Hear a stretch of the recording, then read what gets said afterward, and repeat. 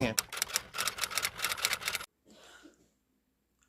अस्सलाम वालेकुम दोस्तों, उम्मीद करता हूँ कि आप लोग बिल्कुल खैरियत से होंगे। आज हम बात करने जा रहे हैं स्पाउसल स्पॉन्सरशिप एप्लीकेशन की। स्पाउसल स्पॉन्सरशिप एप्लीकेशन क्या होती है, ये इंतहाई मेरा फेवरेट टॉपिक है और आज मैं आपको गाइड करूँगा कि कनाडा में किस तरीके से कनेडियन सिटीजन्स या कनेडियन परमानेंट रेजिडेंट अपने स्पाउसेस को कनाडा में डायरेक्टली पीआर पे बुला सकते हैं या किस तरीके से ये प्रोसेस वर्कआउट होता है। सबसे पहले हम बात करने जा रहे हैं कनेडियन सिटीजन या कनेडियन पीआर जो अपने स्पाउसेस को बुलाते हैं उनको। हम यहाँ पे ओपन वर्क परमिट पे या उसके अलावा जो वर्क परमिट पे लोग हैं या जो स्टूडेंट वीज़ा पे लोग हैं वो अपने स्पाउसेस को बुलाना चाहते हैं, उसकी हम बात नहीं कर रहे।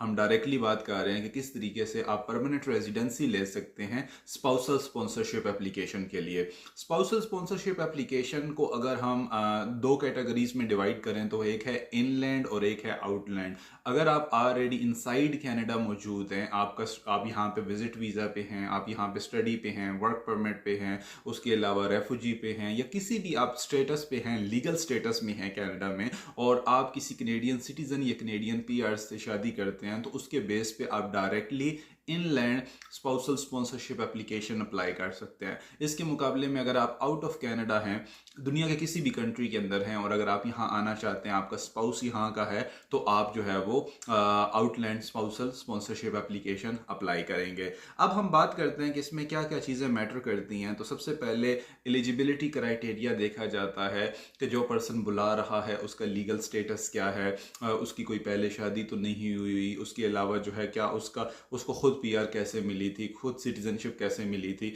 इसके बाद जो बाहर से बंदा है या जो फॉरेन है पर्सन, उसकी जो एलिजिबिलिटी है वो देखी जाती है कि वो इनएडमिसिबल तो नहीं है कनाडा में, और उसके अलावा उसकी मेडिकल इनफिट ना हो या उसके अलावा उसका कोई पुलिस क्लियरेंस सर्टिफिकेट जो है वो ख़राब ना हो। तो ये सारी चीज़ें होने के बाद जो है वो आप की एप्लीकेशन का जो प्रोसेस है वो स्टार्ट हो जाता है, और इसमें ये है कि आप डायरेक्टली पीआर के लिए अप्लाई करते हैं। और प्रोसेसिंग टाइम की बात करें तो जो है बाहर से डिपेंड करता है कंट्री टू कंट्री। अभी कल मेरी लॉयर से बात हो रही थी, तकरीबन 9 to 10 11 मंथ्स में पाकिस्तान से केसेस हो रहे हैं और तकरीबन 5-6 महीनों से इंडिया से केसेस हो रहे हैं। बाकी still countries to countries very करता है, बट ज़्यादातर लोग जो है वो यहाँ से अप्लाई करते हैं। सो अब उसके बाद क्या है कि आपकी अगर हम सपोर्टिंग डॉक्यूमेंट्स की बात करें तो सपोर्टिंग डॉक्यूमेंट में सबसे पहले जो इंपॉर्टेंट चीज़ है, जो पर्सन आपको बुला रहा है वो कनेडियन सिटीज़न है या कनेडियन पीआर है, उसका कार्ड लगेगा, और उसके अलावा जो है उसकी आपका मैरिज सर्टिफिकेट लगेगा जो बहुत इंपॉर्टेंट है। बैंक स्टेटमेंट्स अगर आपकी जॉइंट हैं वो इम्पोर्टेंट हैं, फ़ोटोग्राफ्स जो हैं वो इम्पोर्टेंट हैं, और लेटर ऑफ सपोर्ट ये इम्पोर्टेंट है, और फैमिली और फ्रेंड्स लेटर्स ऑफ सपोर्ट आपको जो है वो लेने पड़ते हैं। स्पाउसल स्पॉन्सरशिप एप्लीकेशन में जो सबसे इम्पोर्टेंट चीज़ है वो ये आईआरसीसी ये देखना चाहता है कि आपका जो रिलेशनशिप है वो जेन्युइन है, बिकॉज बाकी सारी चीज़ें जो है वो इसके इर्द गिर्द घूम रही हैं। सबसे पहले उनको ये क्वेश्चन है कि क्या आपका रिलेशनशिप जेन्युइन है। अब आप जिस तरीके से भी प्रूव कर सकते हैं कि आपका रिलेशनशिप जेन्युइन है, आपकी पहले कन्वर्सेशन कैसे हुई, उसके बाद आपके फ़ोटोग्राफ्स हैं, फिर कितने कितने टाइम से आपके फ़ोटोग्राफ्स हैं, और उसके बाद आपकी जो है मैटर करता है कि आप की एजेस में क्या डिफरेंस है। फॉर एग्जांपल अगर कोई 25 ईयर्स का लड़का 40-50 ईयर्स की फीमेल से शादी कर रहा है तो ये एक ट्रिगर पॉइंट हो सकता है। इसे मैरिज ऑफ कन्वीनियंस कहा जाता है, जिसमें आप लीगल स्टेटस गेट करने के लिए जो है वो मैरिज कर रहे होते हो। उसके अलावा आपकी जो नेशनलिटीज़ हैं वो बहुत ज़्यादा मैटर करती हैं। मिसाल के तौर पे कोई पाकिस्तानी या इंडियन कनाडा आया, कनेडियन सिटीज़न बन गया, और उसके बाद वो अगर अपने स्पाउस को पाकिस्तान और इंडिया से